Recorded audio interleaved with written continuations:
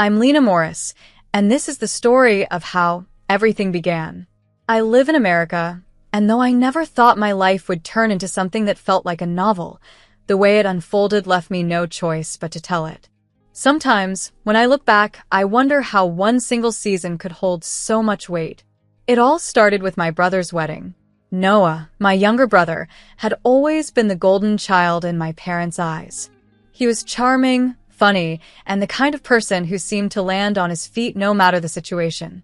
When he got engaged to Grace, a bright woman from New York with a laugh that carried across the room, my parents were over the moon. From the moment the engagement was announced, the family house on Maple Street buzzed with excitement. Plans flew around, voices overlapped, and everyone talked about the day as if it were a coronation. And in the middle of it all stood me, the dependable sister, the one with the steady job and the credit to match. At first, I was happy to pitch in. After all, it was Noah's big day, and weddings only came once. I thought maybe I could help with the flowers or lend a hand with the guest list. But soon, helping turned into something larger, something heavier. My father came to me one evening in the kitchen while the coffee pot hissed in the background. "Lena," he said, his tone casual but his eyes fixed. "The deposit for the venue came due sooner than expected. Could you cover it? We'll sort it out later." I nodded.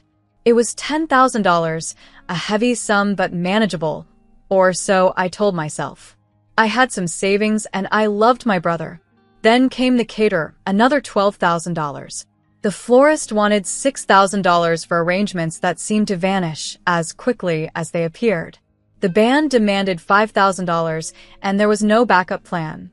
Every week, a new expense landed, and every week my father or mother turned to me with the same hopeful look, as though I were not a daughter, but a vault.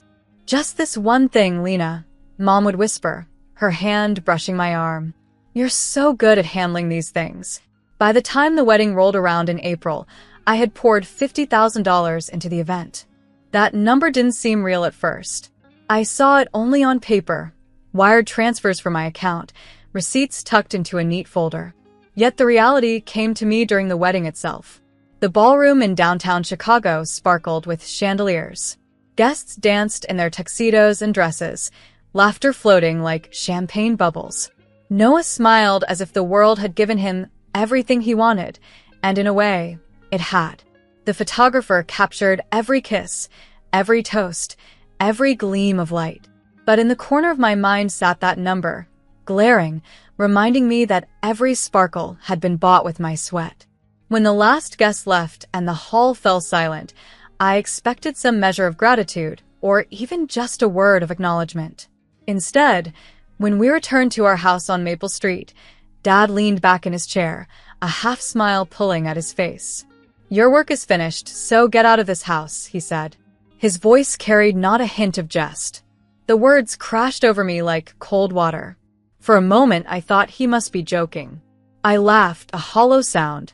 But when I looked at him, his eyes were hard, his lips set.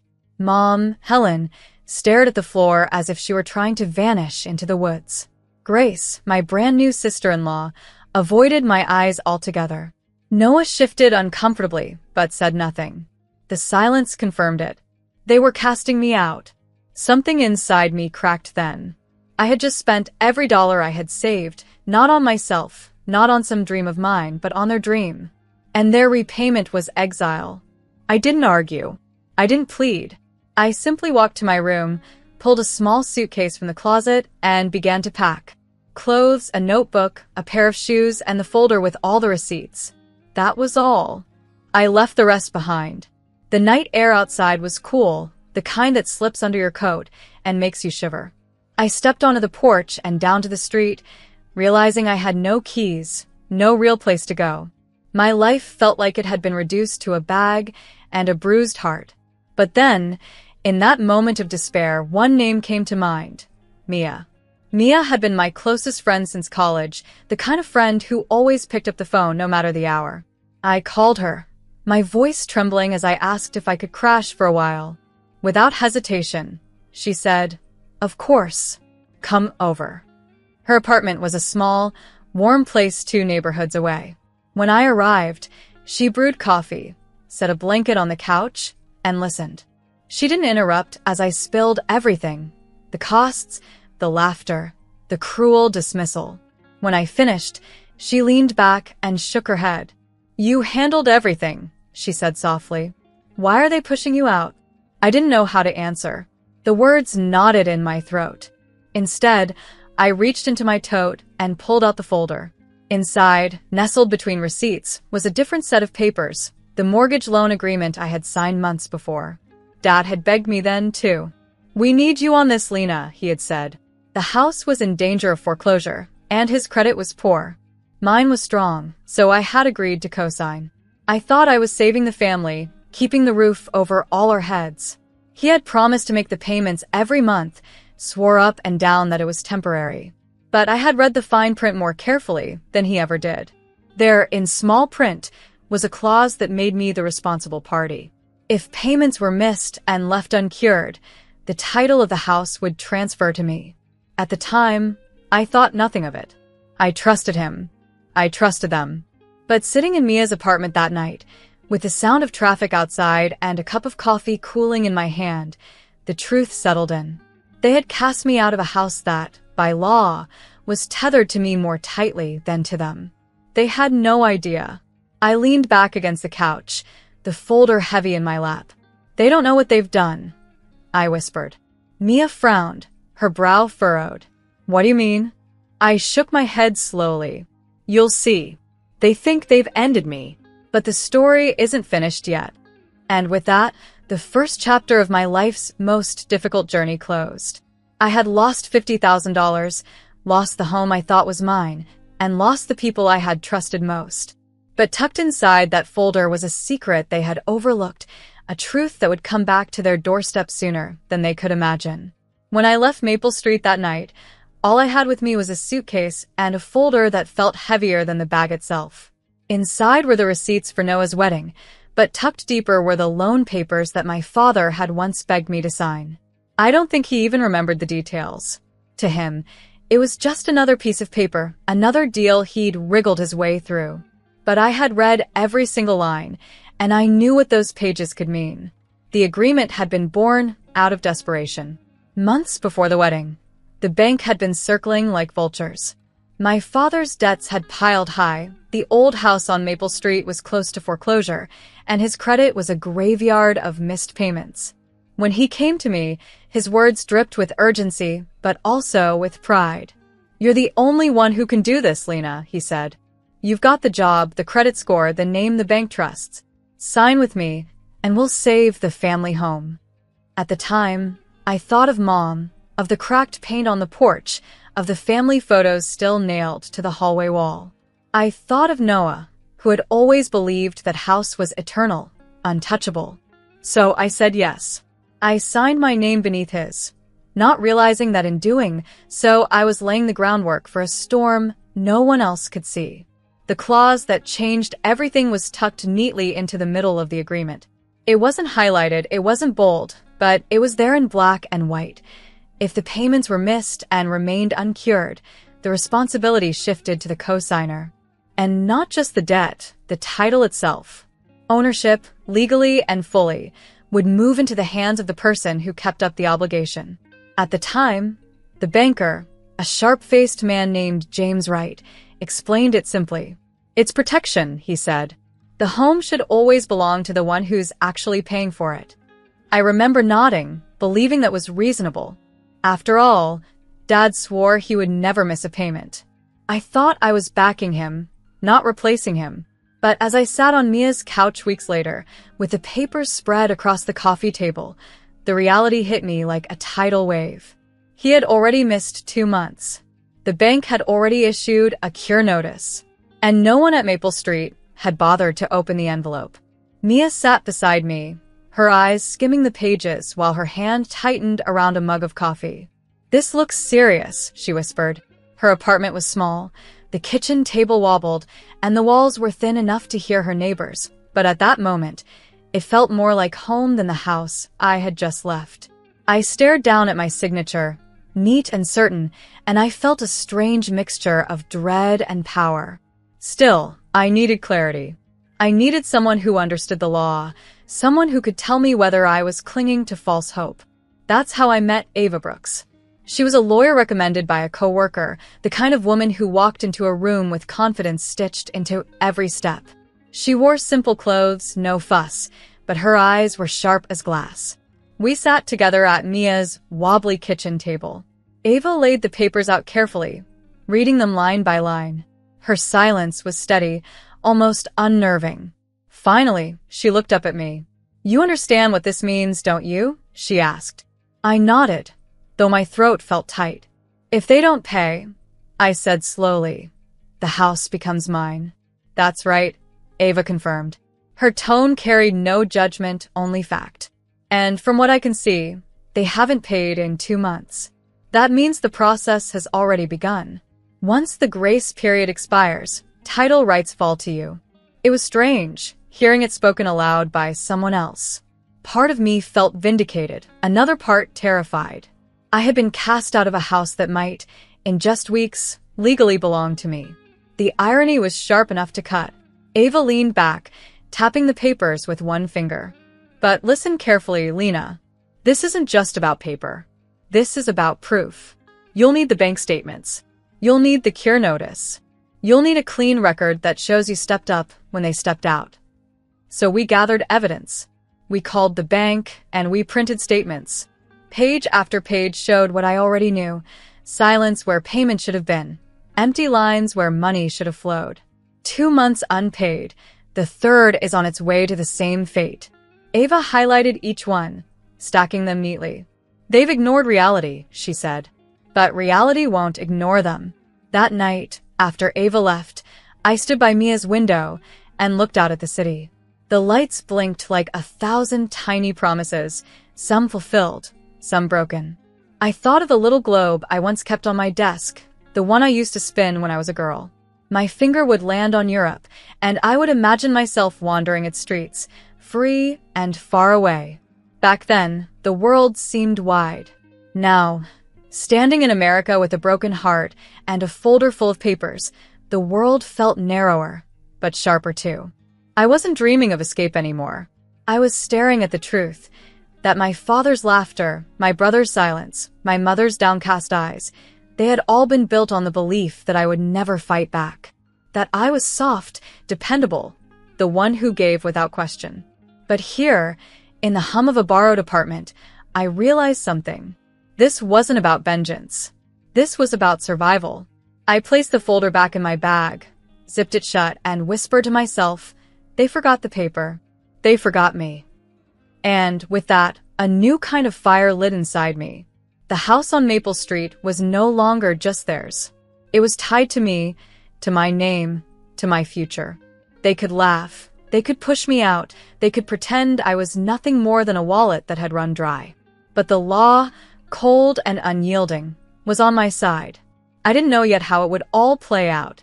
I didn't know if I would walk back into that house with my head high, or if the weight of family would crush me before I even tried. But I knew this much. The paper they forgot would not stay forgotten forever. A month later, the knock came, 3 sharp hits on the old front door of the house on Maple Street. I had been waiting for it, though my parents had not. I was standing on the sidewalk with Ava, the folder tucked beneath her arm, when 2 uniformed officers stepped onto the porch. Alongside them was a court clerk holding a stack of papers that carried more weight than any words I could have spoken. The morning air was brisk, and I could see the frost clinging to the edges of the lawn. Officer Mark Delaney, tall and steady with a no-nonsense look, called out, "Robert Morris?"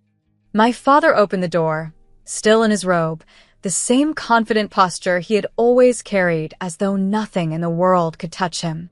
Behind him, my mother hovered, her hands wringing the fabric of her sweater. "Sir," the clerk began, his tone official but not unkind, "we're here to serve notice and confirm receipt. There's a recorded default and a transfer of title under the loan agreement." The words landed heavy in the cold air, though they were delivered like any other piece of business. For a moment, Dad simply stared.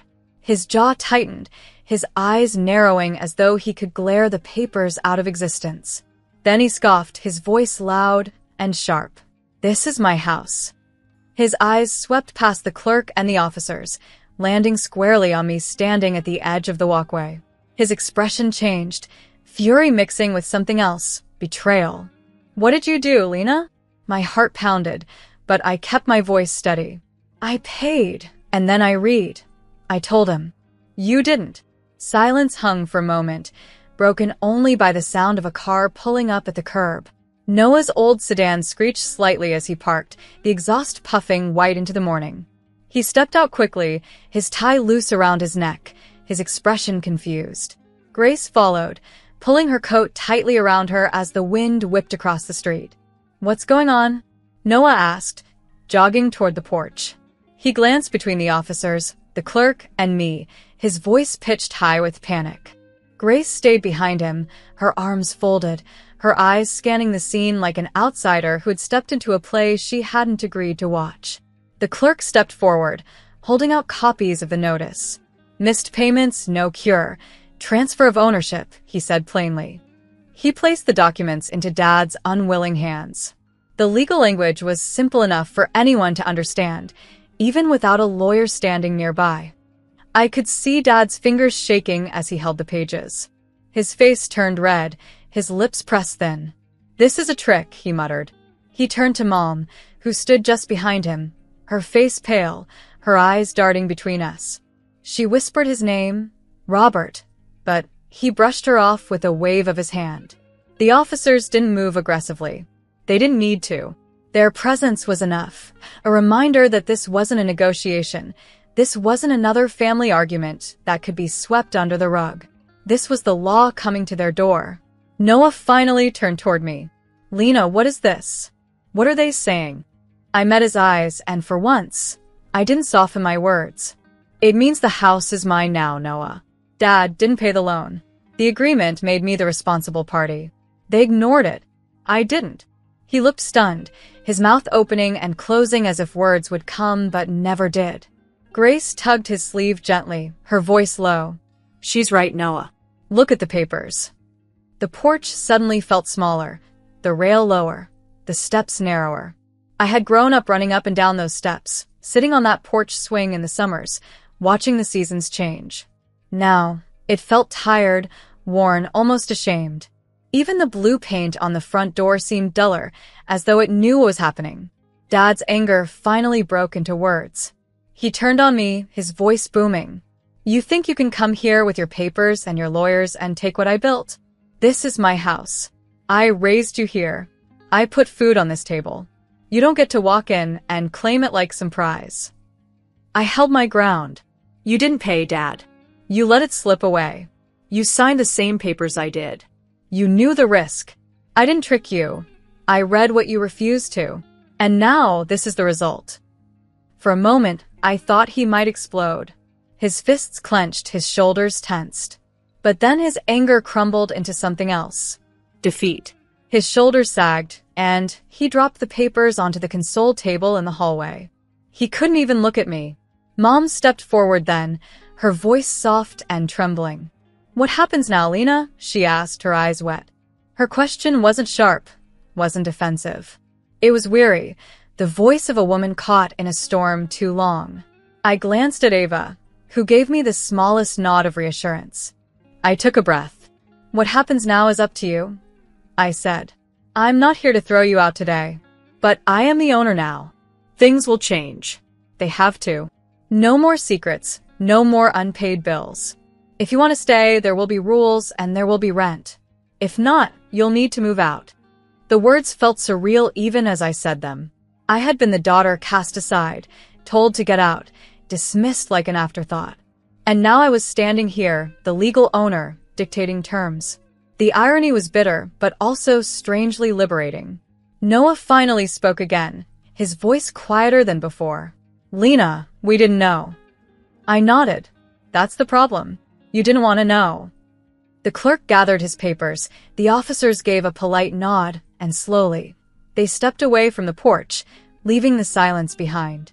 I stood there a moment longer, watching my family, each of them caught in their own web of shock and shame. Then I turned, walked down the path, and joined Ava on the sidewalk. Behind me, the house loomed, the same house that had once been a symbol of family, now a battlefield of truth. And for the first time in years, I felt like it belonged to me, not because of love, but because of law. You might think the moment the title transferred to me, I would slam the door behind my father, tell my family to pack their bags, and claim the house as my own. Part of me wanted to. I won't deny it. After all the years of being treated as the dependable one, the one who worked quietly in the background while they spent without thinking, I wanted to stand in the middle of that living room and shout every number into their ears. $50,000 for the wedding, $1,400 for the band's tip, $600 for extra chairs when the guest list magically expanded, $250 for Noah's cufflinks when he forgot to buy them, and 2 full mortgage bills Dad never bothered to pay. I wanted to measure the hurt in dollars because dollars were the only language my family seemed to understand. But when the officers and the clerk left that morning and the house fell into silence again, I realized something. I didn't want revenge. Revenge would be quick, maybe satisfying for a moment, but it would leave me with an empty house and a bigger emptiness inside. What I wanted was order. What I wanted was respect. What I wanted was a life where I wasn't treated as the wallet, the fallback, the one to be laughed at and discarded. So I asked Ava to walk inside with me. We stepped through the front door, into the hallway where the wallpaper peeled and the growth marks of our childhood still etched the wood. Dad glared at me as though I were an intruder, his shoulders stiff. Mom's hand shook, her eyes wet with unspoken words. Noah looked suddenly small, like a boy who had just realized that adulthood was not a crown but a chain. Grace lingered in the corner, her arms folded, no longer the radiant bride but a woman calculating her new reality. I placed my bag on the console table and spoke slowly, with words simple enough that no one could twist them. This house is under my name now. That isn't revenge. That's the agreement. I'm not putting anyone on the street today. But I am the owner, and from now on, there are going to be rules.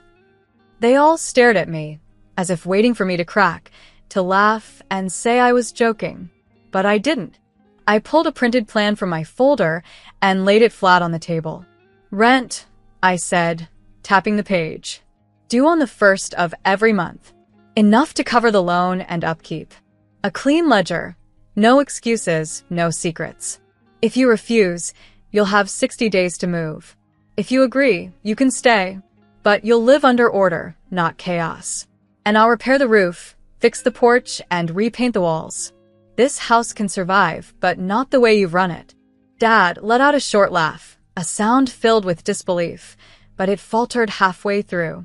He looked suddenly smaller, like a suit too big for the body inside it. His anger no longer had weight. His pride, once so untouchable, seemed worn thin. Mom finally whispered, "We can try." Her voice was timid, as though even the act of agreeing might anger him. Noah shifted uncomfortably. "I'll help," he said. He didn't look me in the eyes, but his voice carried sincerity. Grace gave a small nod, softer than I'd ever seen her. That was the moment I knew the balance had shifted. The house was no longer the stage for my father's control.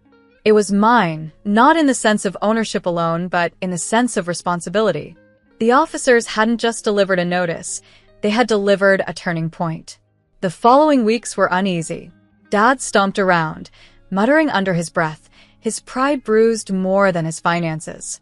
Mom kept her head down, quietly tidying the kitchen as if order there might spread through the rest of the house. Noah started bringing me envelopes of cash, rent money gathered from odd jobs and extra shifts. Grace surprised me by making lists of repairs and budgets, her sharp eye finally working in my favor rather than against me.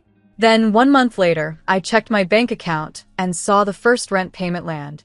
It wasn't large, but it was steady, and it was proof. Proof that words could turn into action, that order could rise out of chaos, that a house once drowning in secrets could start to breathe again. That night, I stood under the porch light, looking up at the house. It didn't feel like a weapon anymore. It didn't feel like a prize either. It felt like a promise, one I was finally able to keep. Not for them, but for myself. I bought a new notebook, fresh pages unspoiled by old wounds. On the first page, I made a list. At the top, roof, Porch. Paint. savings. Beneath those, I added one more line. Trip fund. Europe, one day. Not to run away, not to escape. Just to see the streets I had dreamed about when I spun the little globe as a girl. To remind myself that I had built something worth leaving and worth coming home to. Home. The word felt new. Not Maple Street as it once was, under my father's careless rule, but Maple Street as it was now, under my hand, under my name. It cost me $50,000, 2 months of fear, and one sharp knock at the door. But it gave me more than I lost.